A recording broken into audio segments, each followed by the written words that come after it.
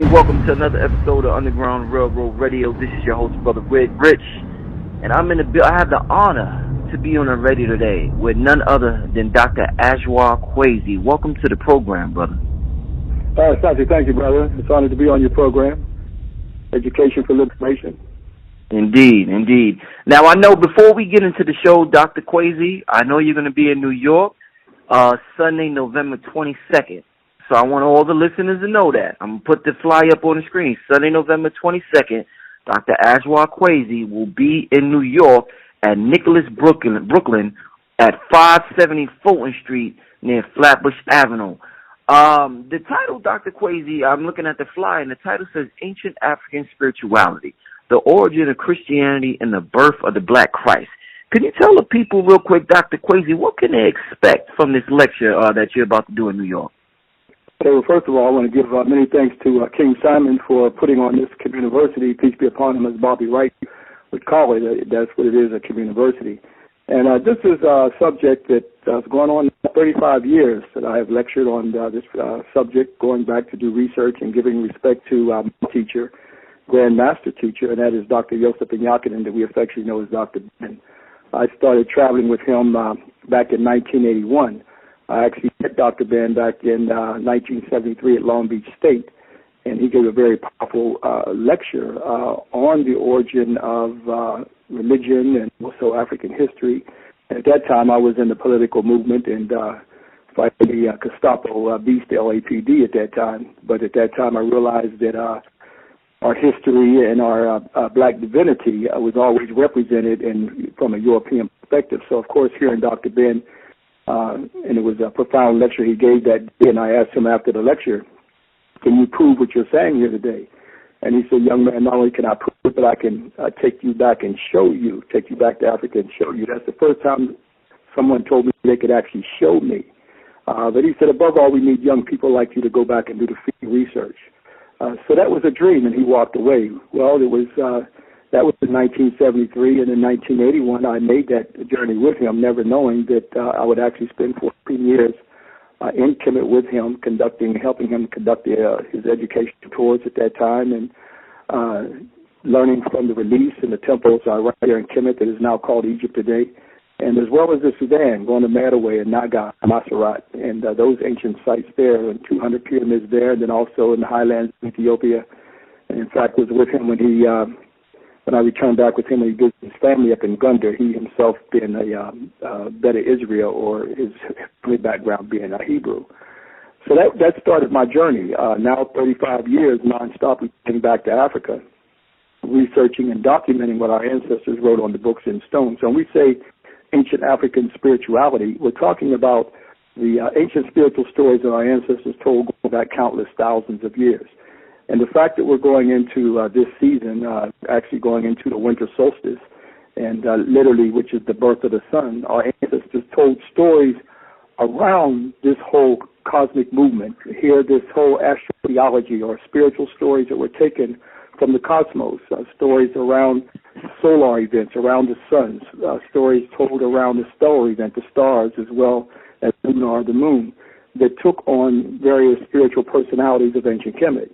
Now, when we go and look at these early spiritual stories in the ancient African spirituality, we have to go back to the world's first holy city, and that is not in Jerusalem and it's not in Mecca. The earliest recorded holy city would be in an area called Aptu or Abydos that we take our groups every year, and I first made that journey with Dr. Ben in 1981, and going up into the temple of Setiwan, who honored this sacred city because this is the birth as well as the death and resurrection of a spiritual neter, or divine one, called Sar, who the Greeks referred to as Osiris. And there's a sacred shrine called the Batasoka Shrine, telling of the world's first holy birth, telling of the world's first immaculate conception. The story is told that here we have in the Zep-Tepi, or the first time of creation, we see the first man and woman created in the African spiritual story. Now, I know most of us are familiar with Genesis and Adam and Eve, but thousands of years before Genesis or Adam and Eve's story, there's the story of Asar and Aset, who are created, by the way, simultaneously. There was no rib taken from Asar to make Aset. In the spiritual story, they were created simultaneously. In that story, being an evil brother, yes, evil being player hating going on, we see that Set kills Asar. It's a Set who takes the seed in this Ptah prescribed on this particular belief. Here she takes the seed from Asar and she's now impregnated. Here we see the world's first virgin birth story. These books in stone tell of these early stories where down through the millenniums others came and plagiarized many of these stories, copying them, and it becomes part of the Western religion, specifically known as Christianity as we know it today. So when we look at the ancient African spirituality, we're looking at the stories that our ancestors told long before the Western world was even in existence. And some of these early Africans who tried to keep the story alive, about time the Greeks and the Romans we're talking about thousands of years after Asar and Aset, when they came in as invaders, specifically the Greeks who came in. We're talking about Alexander, the second, who came in around 332 BC. After his death, this is when his generals took over, Ptolemy, first known as the Sutter. Now, we look at this is where they started to, Greeks been in Kemet for 300 years, long enough to copy many stories that our ancestors told for countless thousands of years. And in the story of Asar, Aset, and Naru, here they worshiped this ancient story.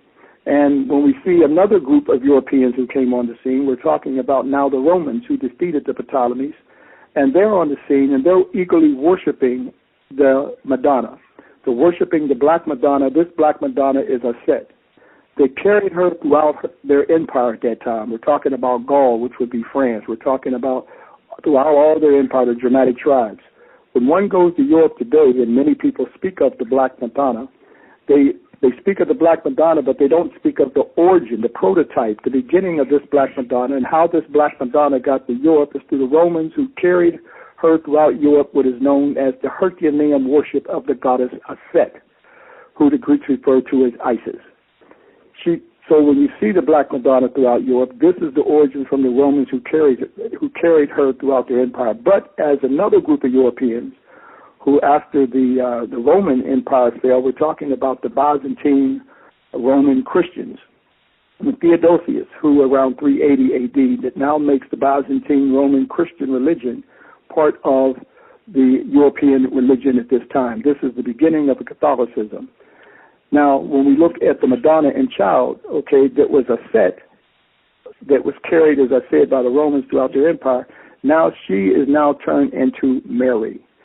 There are many of these conferences before Theodosius, they took place, and these conferences were called ecumenical conferences. These conferences that they had, like the Conference of Nicene in 325 AD, as other conferences of Ephesus, 431 AD, all of this was about the Africanizing the ancient African spirituality and the formulating of these ecumenical conferences. God had nothing to do with this. These were European religious gangsters who got together and through their thievery of ancient African spiritual stories that they took from the Alexandria Library. Now, the Alexandria Library is very important because when the Greeks who plundered the temples, that Dr. George G.M. James talks about in his book, The Stolen Legacy, when Aristotle, who plundered the temple for Alexander, where did all that material, where did all that sacred knowledge that was taken from Ipidasut, called Karnak today, that was taken from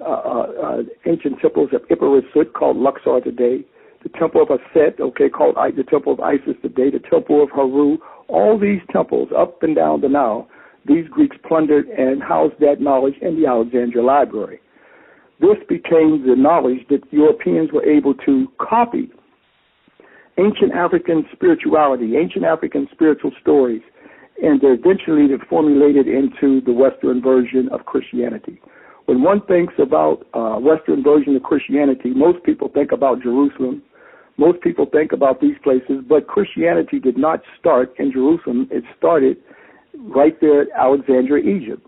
Why Alexandria, Egypt? Because that's where they housed a lot of the sacred knowledge that they took from the ancient temples. What was some of the profound knowledge that they were copying? They copied, and that was based off of the salvation and resurrection. The foundation of Western version of Christianity is based off of salvation and resurrection. That goes all the way back to Ashwar that I talked about in the Fatah Soka Shrine, the world's first holy city, where he resurrected from the dead. Here we see the whole mystery play, the salvation and resurrection, the details of Ashwar's resurrection through his holy child, Haru, who Aset gave birth in Immaculate Conception. Now, to keep these stories alive, our ancestors told these stories in the stars. That was part of their astrotheology, meaning that the sun would never change its course. During the time as we slowly start to move into the winter solstice at December the 21st, the sun is born at December the 25th. Our ancestors personified Haru as the sun. So the birth of the sun at December the 25th, our ancestors saw that Haru would be born again. On the temple of Aset, here our ancestors are giving praise to a star. That star is called Sabu Septa.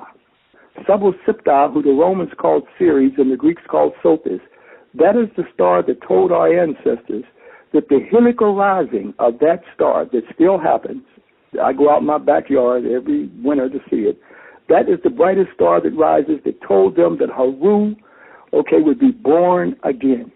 He would be born from his mother, the Virgin. Now, what would be the constellation for that Virgin? That was Virgo. As the sun comes down into Virgo, down into the winter solstice, symbolically, it was looked at that Haru was born of a virgin from his mother, Aset.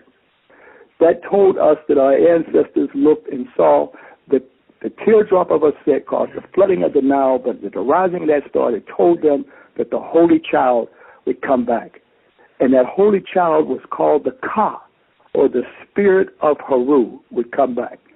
These are the stories that our ancestors told. So when one goes to the Yule Tide, that we see, and the Yule Tide literally means the birth of the sun, we could not see the story because Europeans, during the time when Theodosius created the white supremacy Christianity that it became in 380 A.D., and he, Theodosius, and also others came and chiseled out the Madonna child that I show our groups every year. Why did they chisel her out? Because they were plagiarizing that spiritual story. So when one looks at the Yule Tide, we got caught into white idolatry. White idolatry is the worship of white images. We could not see the cosmos or the cosmology in it. One has to ask, why is that sun always behind that European image of Mary's head? That is the sun and the constellation of Virgo. One has to ask that European image of this Jesus that they created at the Conference of Nicene, who is actually Serapis, who was started by the Ptolemies, as I will go back real quick to explain that, where the Ptolemies wanted to be worshipped on the throne, so they tried to trick the Kemetic Africans of the Nile Valley by turning Ashwar into Serapis. This Serapis, when the Romans came on the scene, the Byzantine Romans, they turned Serapis into this Serapis Jesus that we have been worshiping ever since. But when we get back to that whole Yule Tide and the cosmology and the images and representation, we could not see it because Europeans put their own images in it. One would ask, what about the Magi, or that they refer to as the three wise men? That is no other than the constellation of Orion. The constellation of Orion consists of 7 stars with 3 stars in the belt of Orion that are, 2 of them are perfect alignment, one's out of alignment, pointing directly to the star Sibyl Siptah that only happens at December the 25th, and it happens right now. One can go in the backyard in December the 25th and see Sibyl Siptah representing as Aset and Orion representing as Ashwar. That told them that the spiritual mother and father would come back. And that would be the story that would last for eternity. But Europeans took these stories of our ancestors and put themselves in it that literally represents the cosmos. Spiritual Medu Neter names, such as Murray. Murray means love, Now, it is Hedheru in the temple of Enit Neter, or Hedheru, in a place called Enit Neter or Dandara today. Here, this is the surrogate mother of Haru. This is the surrogate mother of Haru that is symbolized as her Zoop type is a cow. Now, she's there with cow's ears. Sometimes she's looked at as a cow. And why a cow? Because the cow symbolized the Great Mother. But she also was Marie, or meaning love, because Heteru represented love. And when you see the reliefs and the temples and the monuments and the tombs, you see the Heru king. There you see the black divinity on the tombs is painted that I show with visual documentation through the lecture. There you'll see the Heru king over, you'll see the Heteru over the Heru king. Now the question that one's got to ask through our own critical analysis of looking at the Western version of Christianity, during this time of the year we're going to be seeing images and representations of the birth of this European white Serapis Jesus. You're going to see a cow in the manger. Now, in Kemet, they looked at the animals and they said, well, they were in the animal worship. It was not animal worship, it was the Zoop type, depending on what that particular animal personified. For instance, in the case of Heteru, her symbol was the cow. Just like Matthew, Mark, Luke, and John, they're represented as various animals and Zoop types and so forth on the church. That is the animal representation, or whether the President of the United States be the eagle, that is the representation. But 2,000 years from now, people can come back and say that's animal worship. But back to that whole story, when we see that Heteru, her symbol was Marie, meaning love. They took from Marie, the Medu Neter symbol, okay, that means love, a name that means love, and made it Mary. So Mary, at the conference of Ephesus, here we see a set was de-Africanized and called this Mary. But we have not studied the ancient Kemetic spiritual stories because here Kemet was demonized and vilified by the church, okay, when it started, because it feared that the unlocking of this ancient African spiritual knowledge, then it would reveal the sacred secrets that African people laid down thousands of years ago. In fact, during the time of the Inquisition period, there was such a fear that anyone talking about the sacred knowledge of Kemet, they were burned at the stake for heresy laws. All right, that was the fear of ancient Kemet.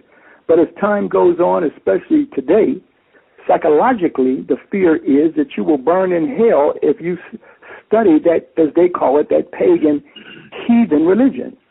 Okay, these are the negative connotations that were put on Kemet psychologically for people to stay away. So psychologically, they make you burn in hell. These are the spiritual stories that our ancestors told, and especially around this time of the year. This is the time of the year that we have got to investigate because we're caught into white idolatry. The most vicious form of enslavement of a people is spiritual enslavement, when the enemy becomes the deity in the spiritual subconscious of your mind. But we've got to come with documentation. We've got to come, as Dr. Ben told me years ago, I can take you and show you. And I know everyone can't make it to Kemet, so I come with visual documentation and do a comparative analysis, and through their own critical analytical analysis, one can look at and see the comparisons and see without question that someone came and stole this knowledge. Even if one is a Christian, if one is a Christian and they're black, at least research the black theology of Christianity. And if one was to research the black theology of Christianity, they would find that the early Gnostics, okay, who were the knowers of this spiritual truth, who were the conduits, so to say, during the time of the Romans and during the time of the ancient Kemetic knowledge when the Romans were robbing a lot of things, okay, and destroying a lot of Kemet, shutting down the temples, they understood where this knowledge came from. But one of their main critiques or criticism of the Romans, okay, and the Roman Catholicism was that they were destroying the spiritual idea of the Christ. The Christ had nothing to do with a man. It had nothing to do with a white Serapis Jesus, or any time we see a white Jesus, that is Serapis, or the representation. So what did they see? They saw that the idea of the Christ, that they call the Charis, that goes back to the Ka.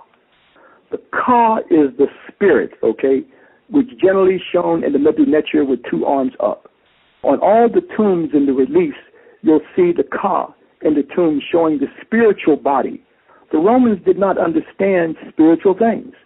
They took it literally, whereas our ancestors taught that it's the spiritual body that will leave the physical body, but it's the physical body that will stay on the earth.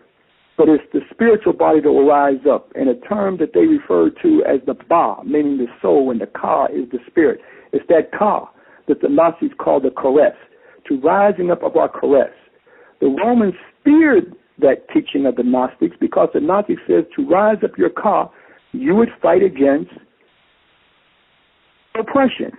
The Romans feared that because they were creating a new religious world order.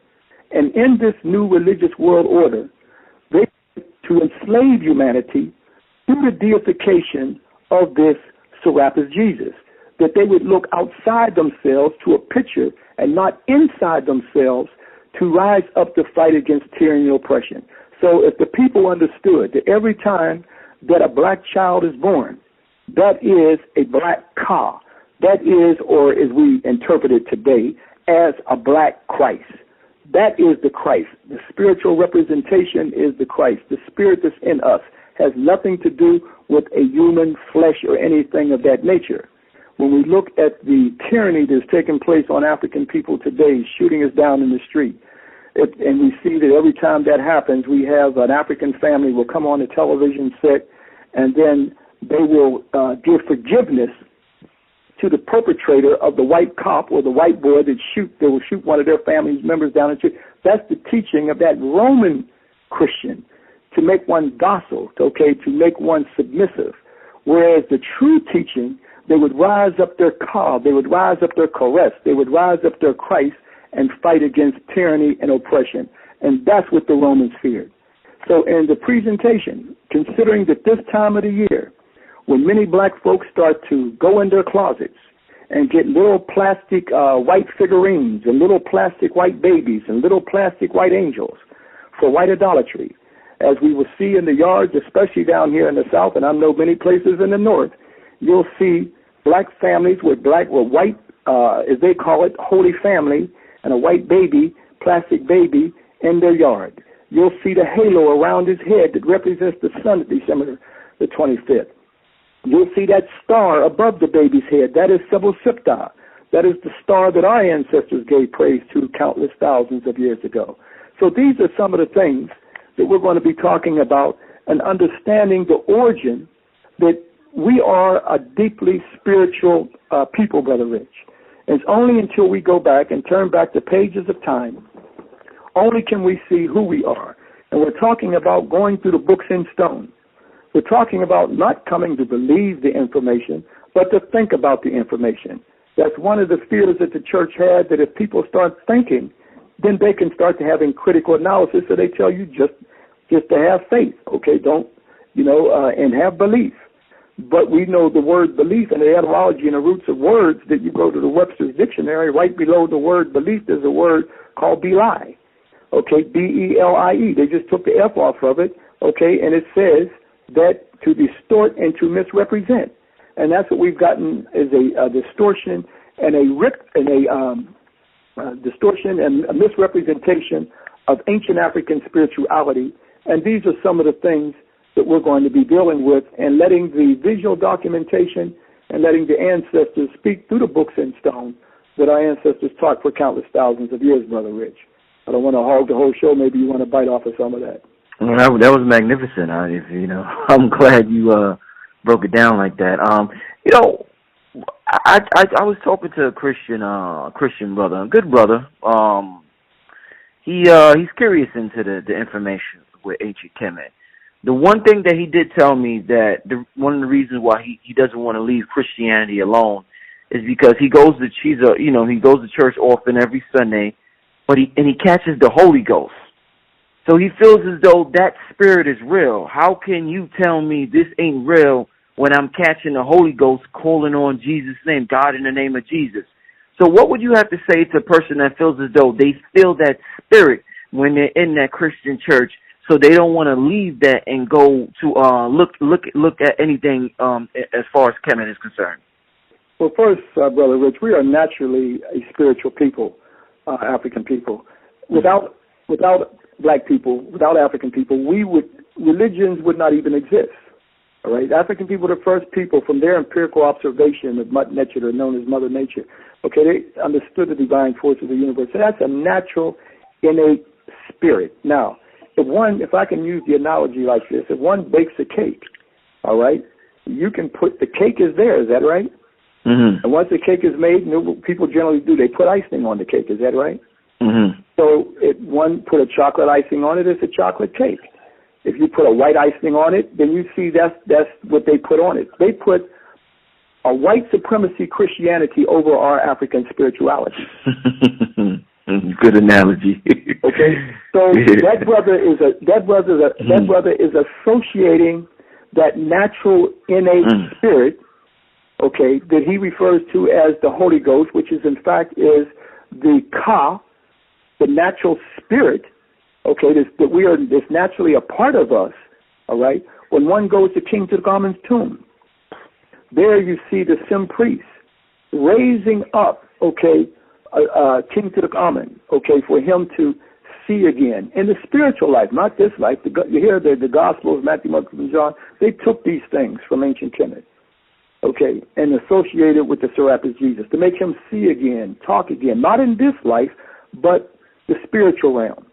And there we see Ashwar in his black divinity. Yes, the spiritual black representation of the divinity always shown as jet black, showing Ashwar.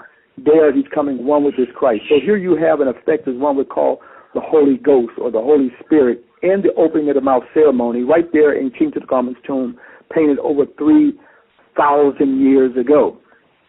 So, of course, his association, okay, with that has been through Christianity. That's the only association he has. We don't have, unfortunately, Brother Rich, we don't have any institutions to teach about our African spirituality.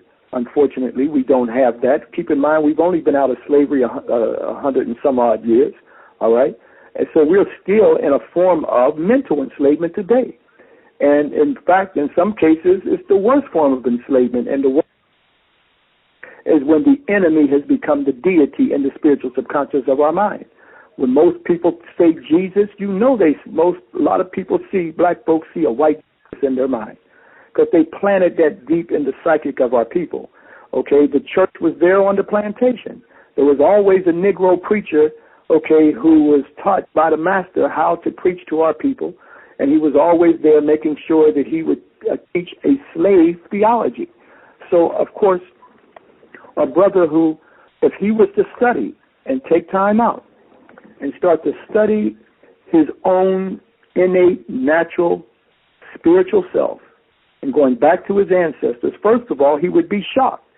He would be shocked to see that many of the stories that he's been taught in Christianity were stories that are already documented on temples and tombs thousands of years before a Western version of Christianity was even in existence, especially once he starts to do his own comparative analytical analysis and see without question, especially for people who travel back with us, and even some ministers who travel back with us, okay, who gasp when they go back and see some of the release to see how these stories were literally copied directly from Kemet. And one has to ask, why would they frantically, as you go to the Temple of Aset and you see the Madonna and Child, but why is she chiseled out? When Theodosius and Justinian in the 4th and 6th century AD, why did they chisel her out?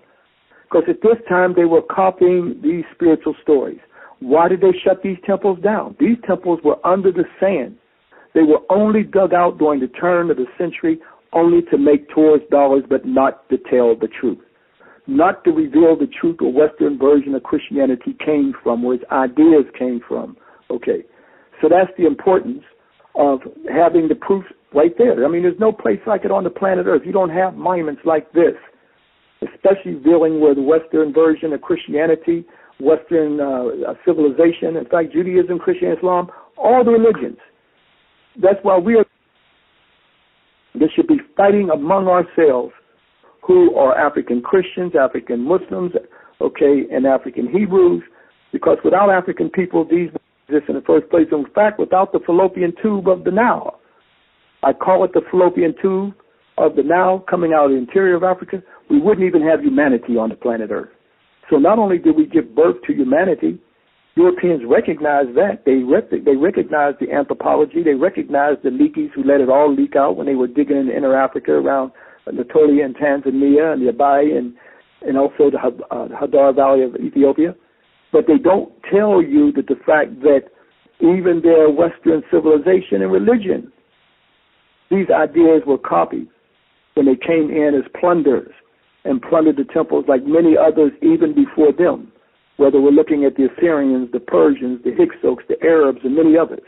Okay, Arabs coming in 641 AD, first coming in as mercenaries to fight the Romans. But of course, if you're going to have a mercenary to fight for you, because Kemet is already very, very, very old, all right, Muhammad Ali being a bad brother during his day, okay, I'm talking about the boxer, but now he's an old man. Anybody can take him. Well, that was like Kemet. It couldn't defend itself from these invasions that were coming in, because by the time they came in, Kemet was already very, very old.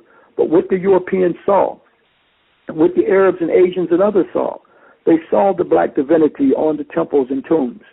And through that black divinity, this is what they took away from us. We have not been able to see ourselves in a divine spiritual representation in the angelic realm. When we see a Ashwar who is Lord of the perfect black, even the fact that we say Amen at the end of our prayers, we have no idea that the fact that the Amen that we say at the end of our prayers was here, this spiritual deity or God was taken up out of Kemet by the Greeks, and they worshipped him as Jupiter. All right? And then as the Byzantine Romans came on the scene, Amen became part of their prayer.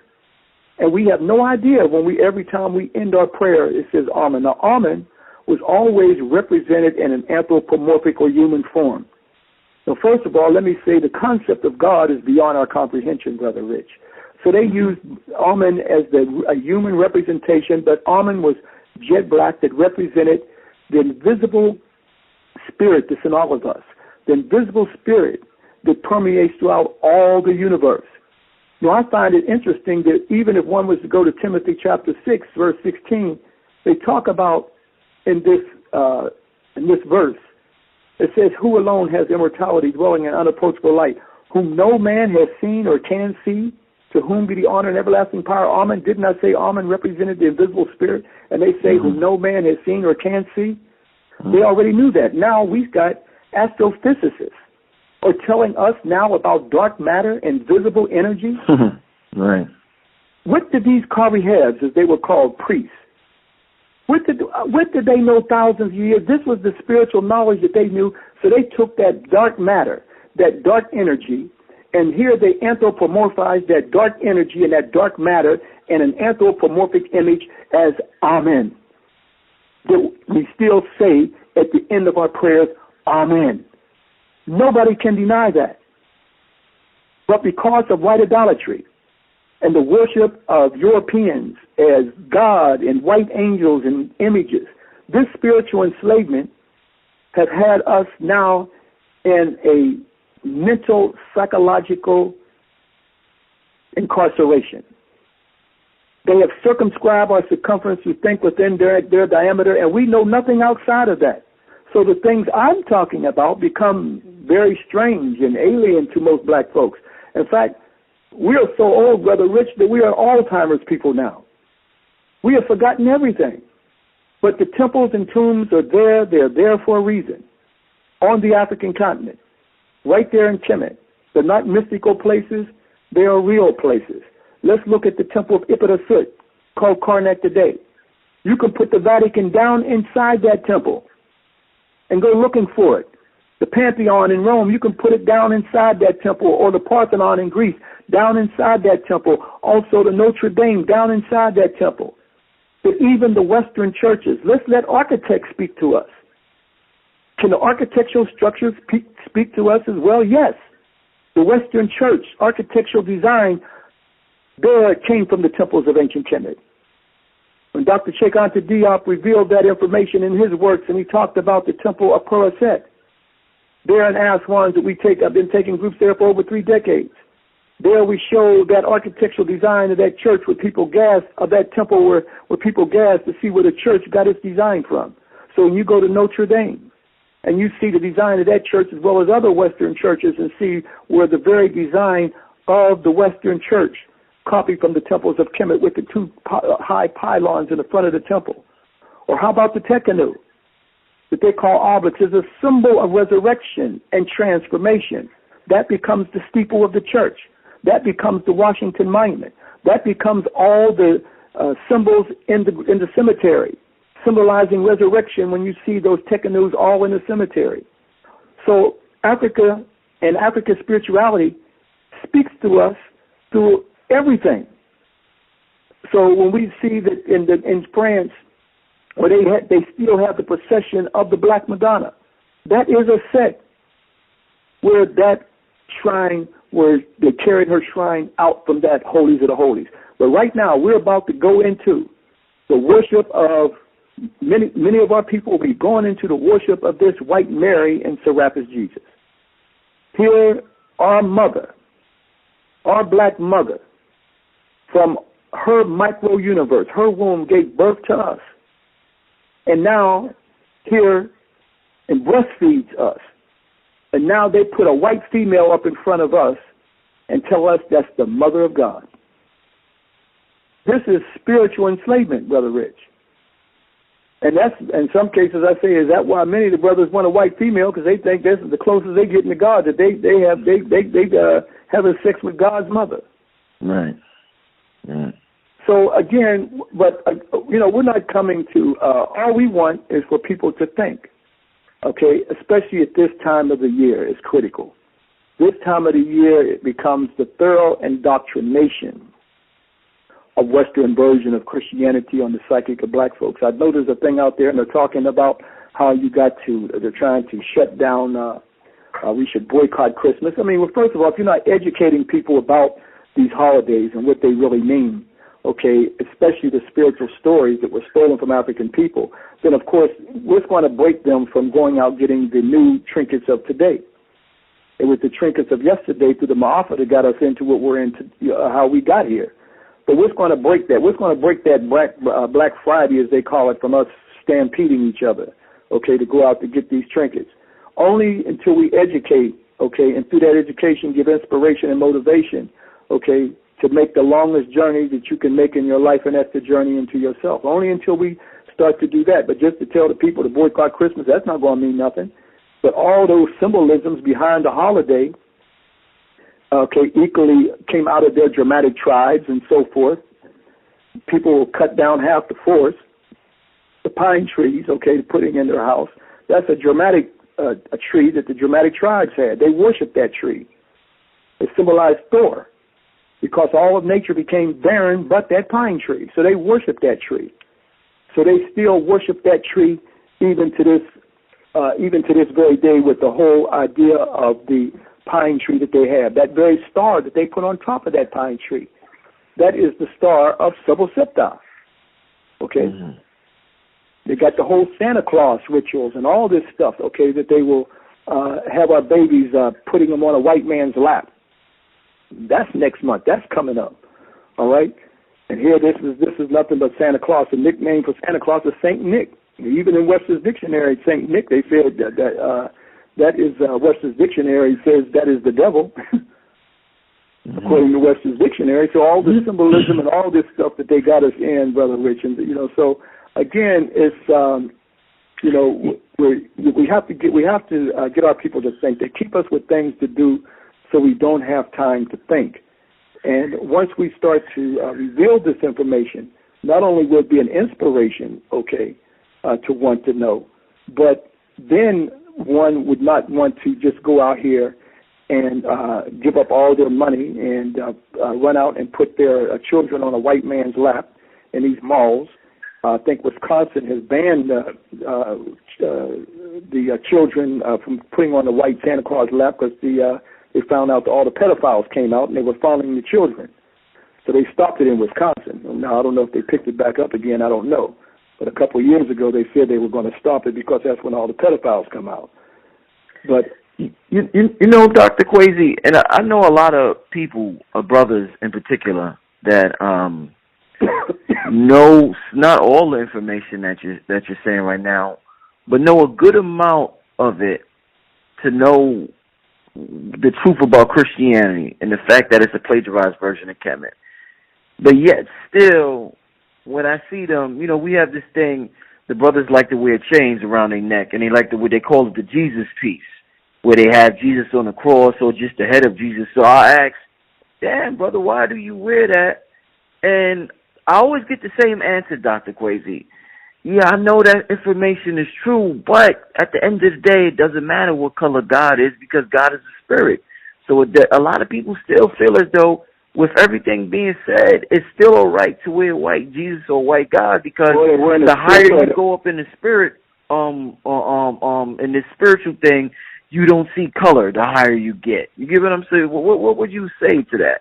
Well, again, if you don't see color, then why they got a white Jesus hanging off their chest and all these other things? Because, they may say they know Kemet. Some people, they read Kemet as a fad. It becomes a hobby, but it doesn't become a spiritual connection, all right, because it's just a surface thing, okay? Maybe they picked up a couple books and they read it, okay? We do know that we make a transformation on brothers and sisters when they go back with us. Okay, they go through a transformation. There's no way that they can continue to practice even the Christians who come with us. They start to look at it from at least a black divinity, a black spiritual representation. I mean, when you can't see your own black divinity, then you are in spiritual enslavement. You don't find no other people talking about it's a spirit. The white Christians don't talk about, God is a spirit. No, they show you a white Jesus up there, all right? That's what they show you. White supremacy Christianity is based off of the fact that when we see things like in Psalms chapter 2, verse 8, ask of me and I shall give thee the heathen for thy inheritance and the uttermost parts of the earth for thy possession. That's why the Jesuits went all over the world. That's the militia of Rome, converting people in the Western version of Christianity and creating this white idolatry, knowing they would be in spiritual enslavement. And as Jomo Kenyatta said in his book, they gave us the Bible and told us to pray. When we opened our eyes up, they had the land and we had the Bible. So again, as long as you can get a Negro into a hypnotic state and say it's about the spirit, and all this type of thing, if he understood the fact that the cross is an ancient African symbol, so if he understood that cross is a corruption of the Romans, that story of Constantine supposed to saw Jesus in the image of the cross coming out the sky. No, Constantine went to Kemet and saw the cross on the temples, and that cross was called the Amsu. The Amsu represented a spiritual resurrection that the Romans didn't understand. As I said earlier, it represented a spiritual resurrection. All right, they took it literally, and the cross represented that spiritual resurrection. All the mummies or cots, okay, they all had that symbol of the Amsu or the cross over the mummy. That's why you see this European Serapis Jesus mummified, because that idea of mummification came out of Kemet. So again, this is what they still know. That's why the Catholics say, give me your child from 1 to 7, you can have them back. So the indoctrination of a Negro who would still run around with the images and symbols and representation of white supremacy Christianity and try to justify it, well, that's why the Catholics say, give me your child from 1 to 7, you can have them back. They know that indoctrination is thorough at that early age. Until one goes and starts to go on and make the longest journey that they can make in their life, and the longest journey they can make in their life is the journey into themselves. And that's what most of us, through that ma'afa, that we don't want to do. Why? Because we've been taught to hate that self. We've been taught to hate that black divinity. We have not wanted to make that journey.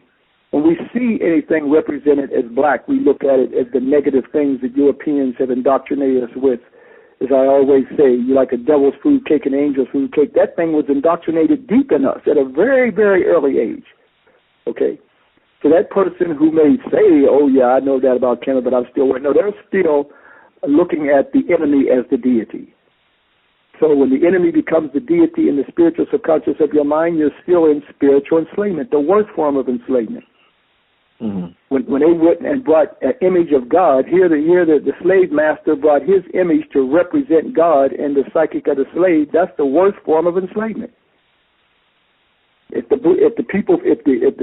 Indians want Krishna, which is still a story that was carried there by the Karihead priests, okay, that is a story of a Set.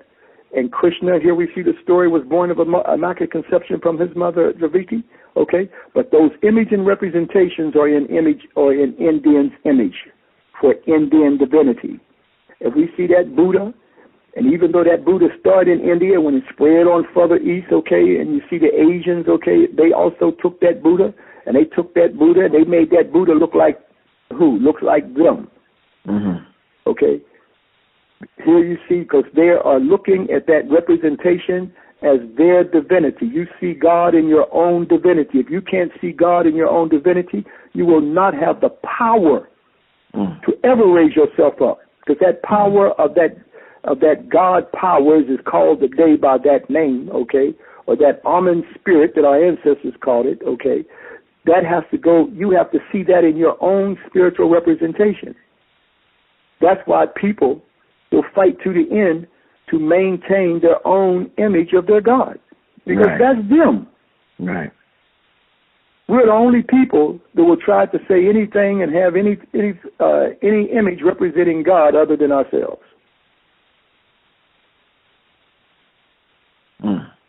Wow, that's deep. So now, I'm sorry. Go ahead, brother. No, go ahead, brother. You dropping it. Go ahead. Go ahead. I've been talking a while. I'll let you answer the question.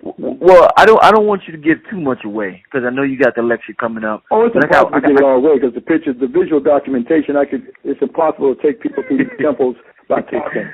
Oh, right. But we can take people on a journey. If the people don't mind, now I know people sit in front of their living room and go and take that journey in front of the live vision. Mm-hmm. All right, and if we can watch television, then we can come out and start to see this. And I'm not saying to come to believe it, but to think about it. So we don't have that. You know what? I'll come with the visual documentation, and one can see it for themselves. And you know we're honored that King Simon, who has had this presentation that I'm bringing at critical times. In these critical times, he had it during the time of the resurrection, of Christianity. A couple of years ago, so it's good that we're having it this time, during the time of the winter solstice. So Europeans are they're not going to tell you we're not going to celebrate Christmas this year. I've been doing this lecture for 35 years. I don't have enough lifetimes. I need 100 more lifetimes because Europeans, white folks, are always going to celebrate these holidays. They're going to indoctrinate us with these images through these holidays, okay? They know that this is the time of the year. There's some meltdown on our psyche. And I know it's rough. I mean, even myself, I tell brothers and sisters, you know, I'm driving down the street and Nat King Cole comes on and starts singing Chestnuts Roasting on an Open Fire. And the ancestors got to cry, Kwesi, get yourself together. I mean, I understand, brothers and sisters. This is a rough time. Nat King Cole, come on. It's a meltdown, brother. It's a meltdown. Oh, man. So, you know, I mean, it's a time that was, you know, that we've all went through that early period. As I said, and the Catholic said, give me your child from 1 to 7, you can have them back. So it's that early years, brother, when our family and all that body coming together. But, you know, and that's why it's very hard. You know, but what we're trying to do, you know, is to open up and to unlock. Peace be upon him, as Dr. Richard King said in his book, The African Origin of Biological Psychiatry. We're talking about unlocking that African ancestral genetic library, unlocking that African ancestral genetic memory bank. Okay, that's why, you know, I hate to say it, we're so old, we're coming to Alzheimer's people. We've forgotten everything. Okay, and a lot of that has been through the Ma'afa, through the enslavement, okay, through the indoctrination, okay, of white supremacy Christianity, the white supremacy Western civilization, and on and on and on. So when we see our babies, okay, like the brother a couple of years ago in the yard right down the street from me, I'm going down the street and here he's standing there with his son, his baby, his black child in his arms, and he's got this white plastic family down in the yard, so I had to stop to see what was going on. So I said, excuse me, brother, what are you doing here? And he said, well, I'm teaching my son that this is the Son of God. And he pointed down to the ground, showing the little plastic white baby down on the ground, okay, with the little white father and mother. And I said, you mean this little white baby on the ground, that's you telling him that's the Son of God? He said, yes. I said, wait a minute, hold up, brother. Your baby, your son is the Son of God. He is the Son of God. Our ancestors called him the Sarah. I said the idea of the Son of God came from our ancestors. How dare you say something like that? That's heresy. See, this is spiritual enslavement where he would rather see a plastic white thing, okay, a plastic white baby. He had a pillow for him and everything else down on the ground, and don't accept his own black child as the Son of God. until we start to see our own babies and tell them that they are the son of God and tell our daughters that they are the sit-rod, the daughters of God, we'll forever be in spiritual and psychological enslavement, which is the worst form of enslavement, as I'll say it again, when the enemy becomes the deity in the spiritual subconscious of our mind. That's the worst form of enslavement. And this is the reason why we still suffer today, because they have taken away our black divinity. They have taken away our spiritual representation of our divinity. And then they looked at it and made us look at it as a negative and all type of negative representation of black and early spirituality, because they know when they went into those tombs, what did they see? They know what they saw, but at the same time, they still ritualistically, secretly worship the Black Madonna. Mm-hmm. They worship in the cell of the Vatican. They worship it in Rome. They worship it in Spain and Barcelona, okay, and Poland and all these different places. That's the secret, because they know that is the secret that the Romans, that became the Byzantine Romans, Christians, and took it up out of Africa. So they secretly and ritualistically still worship that Black Madonna, who is the Theotokos, who she is the mother of God. Okay, she is the original, a set. And that's why in that movie, The Da Vinci Code, and they showed the movie, and then they connected it to a pagan and heathen. See, they slipped that in there for the regular seers of the movie, just the regular people. But those who understood the sacred spiritual knowledge of Africa, they showed that Madonna to show that's the origin. This is the origin. This spirituality came up out of our ancestors countless thousands of years ago. And it was told in the books in stone. It came up out of Inner Africa, coming on up through Kush, to the Kushites, coming up into the Kemetic Africans of the Nile Valley, and documented right there on the temples. If it was supposed to be so pagan and heathen, then the question is, okay, why did they copy the same stories? These holy birth stories are spiritual stories that are told up and down the Nile. The oldest one, of course, is Ashwar, Set, and Haru, the earliest triad. Right there. We take groups in the back of the temple paper with soot. There you see the reliefs 3,000 years ago. And here we see Amenhotep III, who's born of Immaculate Conception from his mother, Matanwea. And his spiritual father is Amen. Let's go to Zetzret and Zetzru, the most select and holy of places. I know some of us don't know these places. We know the Vatican. We know the Westminster Abbey. We know the Notre Dame. We know the Parthenon and all these places. But when I say Zetzret and Zetzru, what? So these are real places 3,000 years ago, long before these Western places existed. Let's go to the birthing colonnade of Makari Hatshepsut, where she's born of Immaculate Conception from her mother Atmos and her spiritual father Ben Amen. This is where these stories came from, telling of the holy birth and the Immaculate Conception. Let's go to the temple of Aset. Let's go up into the Mamizi house. Let's go and see where Aset had to hide in the bulrushes, because Set, the evil brother, of Ashwar, was out to kill Haru, who Aset gave birth of Immaculate Conception, because he feared he would grow up and avenge his father's death. Is this where they got the story where Jesus had to hide from Herod? Is this where they got the story where Moses equally had to hide in the bulrushes? Because the origin of the story, the prototype of the story, is Aset hiding in the papyrus swamp. That's carved in stone. It's right there. But yet, when some people go there and they don't go on educational programs for liberation, they say, "I didn't see that, Kwesi." But with many of those guys over there, some of them don't even know, and if some of them did know, they're not going to say anything because they conflict with their own religious beliefs. And there you go into the temple, and you see that symbol when you go into the temple of Haru. And there, let's go up into also the temple of Het Heru, where he's born in the chapel December the 25th, and their own tour books. Wow, such a curious thing. The resemblance our festival of Christmas. Yeah, because you stole it. Where Haru is born in this manger, in this chapel, on exactly December the 25th. There is told. There in the temple of Haru, you see the Burdett, the sun disk wings. symbolizing Haru, who defeated Set, who had to know himself, representing the spiritual knowing thyself, the symbol of the Bredet.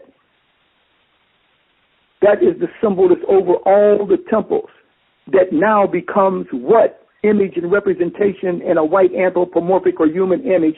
That becomes now the white angel with wings, with the sun behind her head. That is the Bredet. Mm. And I heard some Negroes on, I'm not on YouTube all the time, but people call me periodically, and had Negroes on there talking about, I went to Egypt, and Kwesi said, know thyself is on the temple. I looked everywhere. Fool, it's the Bredet above the temple. Mm-hmm. That not only did Kwesi said, Dr. Ben, Dr. George G.M. James, that is the Bredet of knowing thyself, the sun, this wind. That is the symbol of opening up the most spiritual place in the anatomy of the brain, which is the pineal gland, the seat of the soul.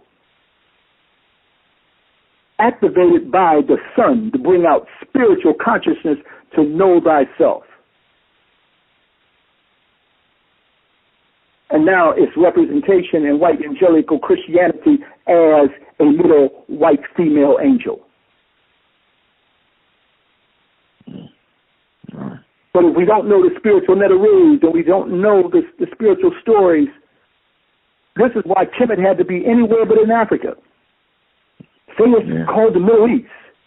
So if you got a Middle East, where's your Middle West? Where's your Middle North? Where's your Middle South? Oh, say extraterrestrials built this. Say anything, as long as you keep the black man's mind out of this fallopian tube of the now. You got archaeological research teams there, white archaeological research teams. You got everybody over there researching but us. We're talking about unlocking the spiritual stories. We're talking about looking at and studying. And yes, you got different periods of the Medu Neter. You got what Petrie calls the pre-dynastic. You got the Old Kingdom, Middle Kingdom. So they wrote on all the temples endlessly. You got the 18th and 19th dynasty. And all of it cannot be interpreted, but there's a lot of it we can interpret. That's why when we go to Aptu, when we go to the kings list in the Temple of Seti I, you can see the 76 kings and their Medu Neter names that are right there on the Shinus. That's how we get the names, and we see ideas of Sa-Ra, as I said before, that means the son of God, Neb Kadu, Lord King of Kings, that now becomes, in Revelations, the Lord King of Kings. And then we see the names like the king's name, Ursama Ra, Septepen-Ra, Mesomori Amen, but we see part of his name is Septepen-Ra. He is chosen by God. Is this where the Jews get God's chosen children from? Mm-hmm. Wow. On and on and on and on. But once we get into a spiritual consciousness, then we can transcend time and space. And I'm saying, but the foundation of it, one has got to at least start with a black divinity. One has at least got to have a black theology. So if we're Christians, at least one has definitely got to have a spiritual representation of their divinity, and Christianity is black. If one is a Hebrew, it's got to be a spiritual divinity and representation as black. If one is a Muslim, it's got to be a spiritual representation of the divinity and theology as black. Then we can travel. But we can't even see that, then we can't transcend that time and space because we're locked into this incarceration. I think it's the spiritual foundation that would pull all of us together in all these religious boxes. But even though Judaism, Christianity, Islam give credit to each other, none of them give credit to where they got the information from. Mm-hmm. Our children go to school and got to learn about these Greeks and all these here, Pythagoras. Where did he get his theorem from? Where did he get his hypotenuse from? That came from Kemet. Where did the Arabs learn a lot of this from when they came in? Who the Romans were there before them, and they had access to some of the leftovers, that was plundered by the Europeans. This is how they came up with their algebra and everything, and all this other number system that now becomes associated with Arabic names, but not giving the Kemetic association, to it, even though the chemistry comes from the term Kemet, that literally means black again, the beginning of everything starting out of blackness.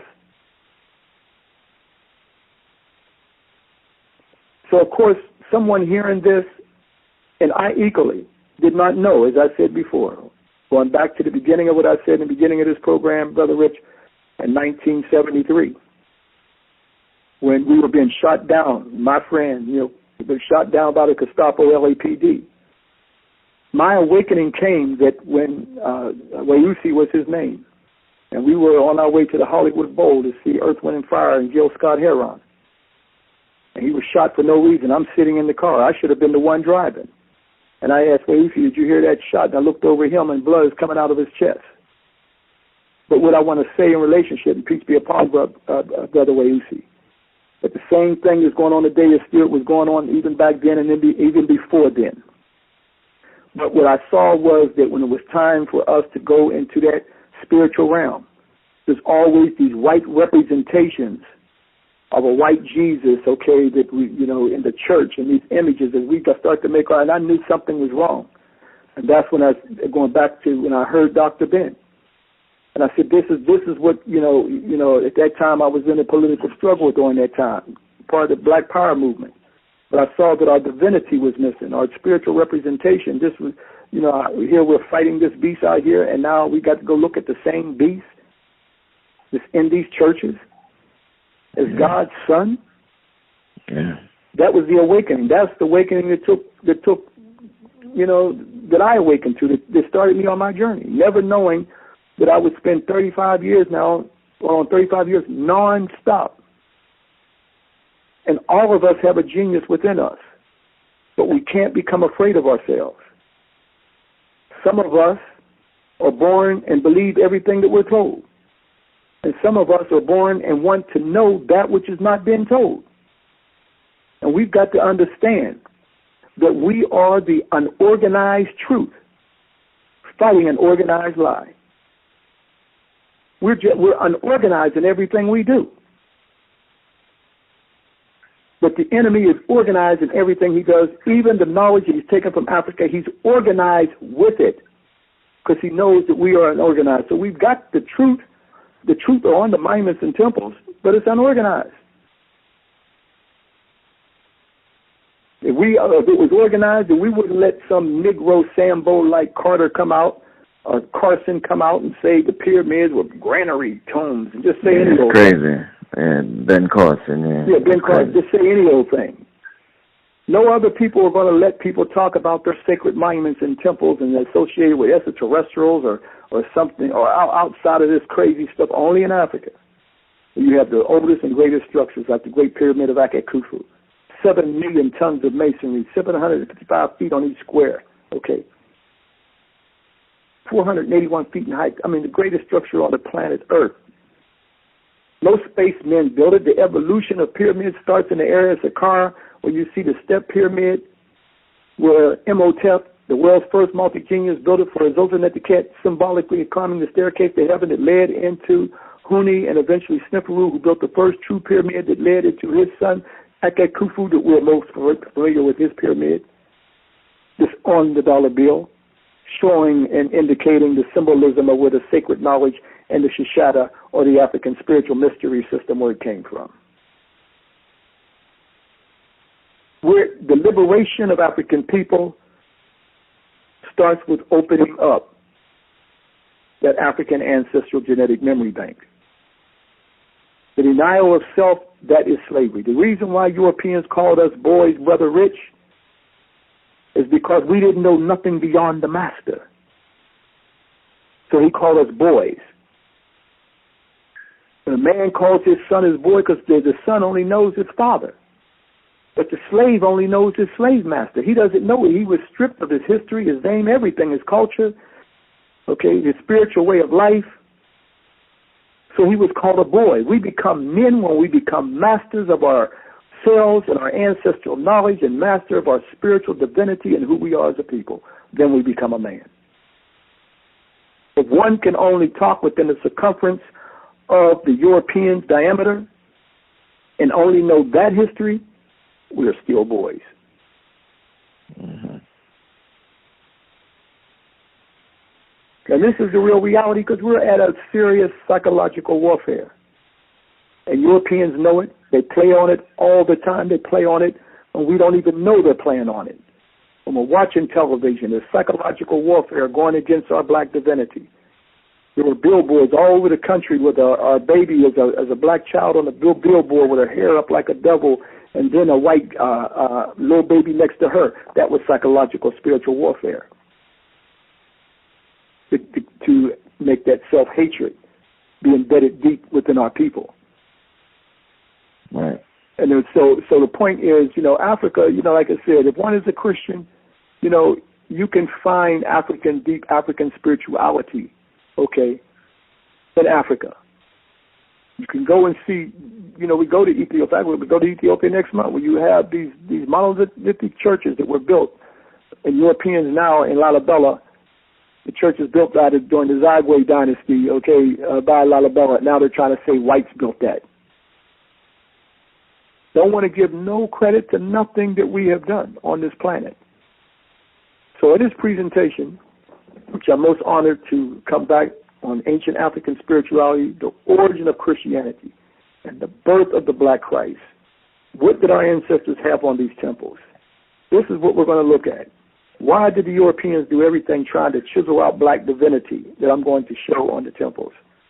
Reveal the reliefs, deal with the information, and deal with the symbolism, so that way as this holiday starts to emerge on us, and as they indoctrinate us with twinkles and bells and whistles and lights and all this stuff, then we can start to understand what this is all about.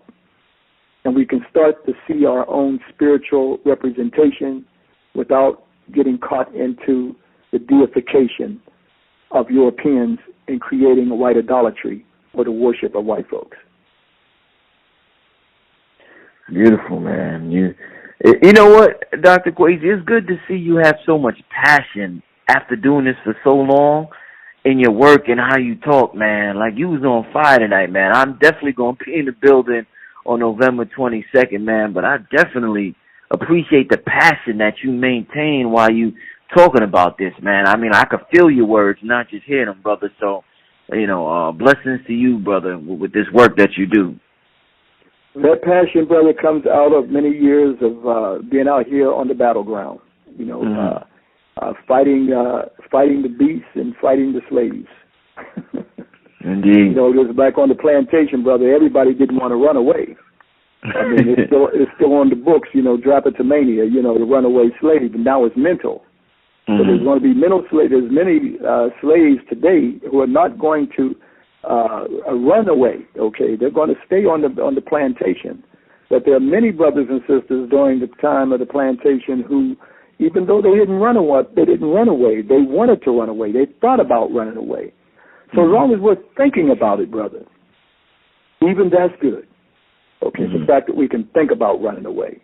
And that's what I'm saying, is that as long as we're caught up into this, that's, my passion comes out of many, many years of witnessing and seeing what our ancestors built there.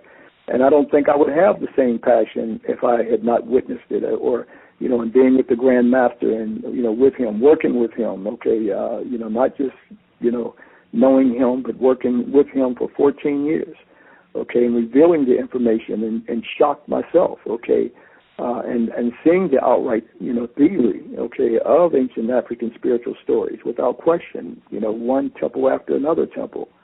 So that's where that passion comes in at myself, okay.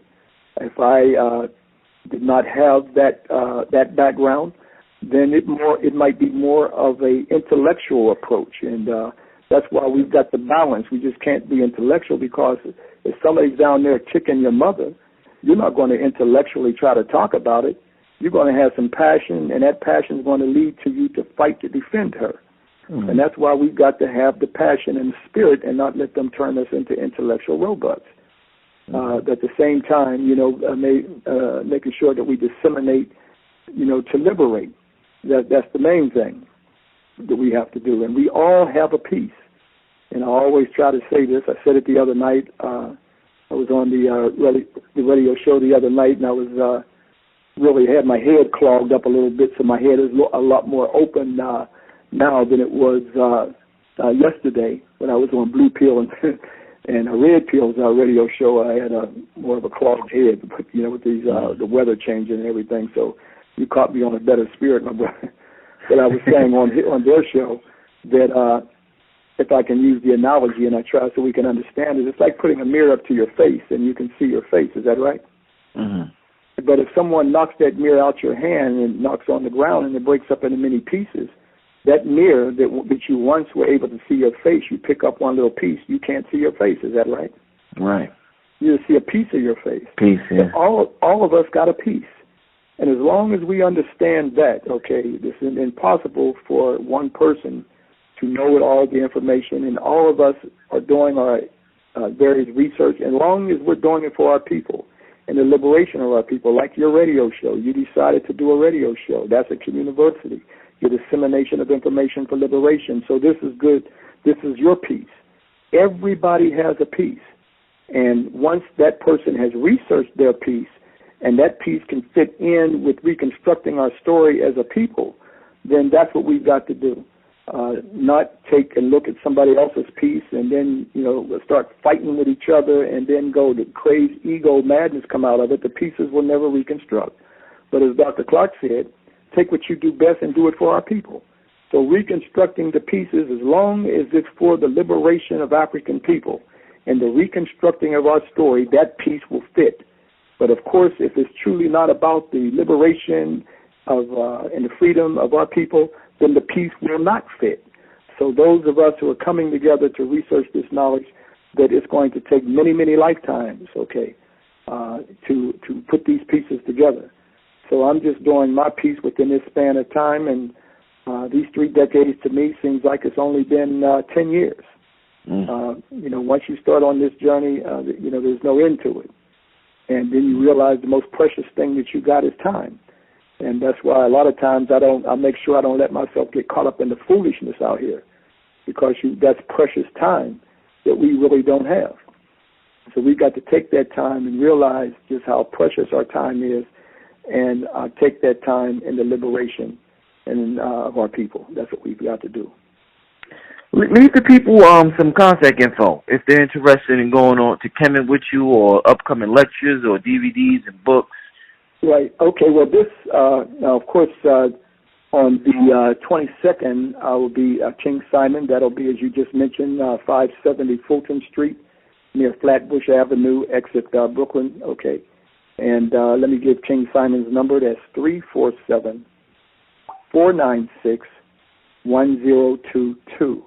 And that will be the lecture on the African spirituality, or origin of Christianity, and the birth of the Black Christ visual documentation. And this weekend, those who are in the Trenton area of New Jersey, I will be there on the 15th at the Uhuru Village. And you can contact Brother Hannibal at 609-638-3859. We've got some serious warriors in that organization, but that's one of the numbers that one can contact, and that'll be this weekend, this Sunday on the 15th, and then the 22nd, of course, right there in Brooklyn, New York. So, again, this is information, especially during this is a very critical time at this time of the year. And then our educational tours, you just mentioned, this will be July 16th to July 30th this year, our Kemet New Know Thyself educational tour that my wife and I, Mary Kwesi, we do together. And that's a trip of a lifetime, and we definitely put it together for a trip of a lifetime. One can go to our website, and that's kemetnu.com. That's spelled KEMETNU.com. And you can print out the brochure, or if you're interested in getting DVDs, where I don't work in the system. I had to liberate myself many years ago. Dr. Ben said you got to keep your tongue free. So fortunately, brothers and sisters have supported us out here. And you can get the DVDs on the origin of Christianity, as well as many other subjects when you go to the website. And then our Ethiopian tour, actually we're leaving at the end of next month. That's an annual trip that we do every winter, and that'll be December the 28th to January 8th. Okay, so that'll be our Ethiopian, the land where humanity began. That's our educational program that we do at that time. So there's many other lectures coming up in December in L.A. and other places around the country, but those are the two near where you are, right there in the New York area. And looking forward to coming back for an African Community to educate and liberate. Indeed. All right, y'all. Well, I look forward to seeing you on November 22nd. I will definitely be in the building, Dr. Kwesi.